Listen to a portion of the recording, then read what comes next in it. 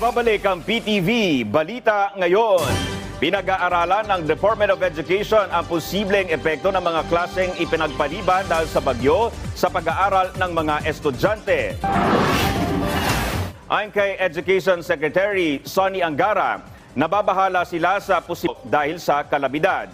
Dagdag pa ng kalihim, may otoridad ang pamunuan ng mga paaralan para magpatupad ng make-up o Saturday classes. Hahayaan na lang nila ang mga prinsipal at guro na magpasya kung paano at kung kailan ito isasagawa, lalo't sila ang mas nakakaalam sa kani-kanilang sitwasyon sa eskwelahan.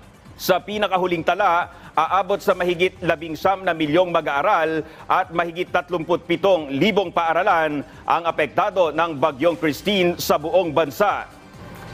Nakahanda na ang Department of Agriculture na taniman muli ang mga sakahan na nasalanta ng Bagyong Christine kapag humupa na ang pagbaha. Naka-preposition na rin ang mga buto at iba pang kinakailangang agricultural inputs ng DA. Ayon kay Agriculture Secretary Francisco Tiu Laurel Jr., hinihintay na lang nila ang aktwal na ulat ng pinsala ng bagyo sa sektor para matiyak ang hakbang na kailangang gawin para mabilis na makarecover ang mga apektadong mangingisda at magsasaka. Tiniyak din ng DA na sapat ang supply ng bigas hanggang sa katapusan ng taon.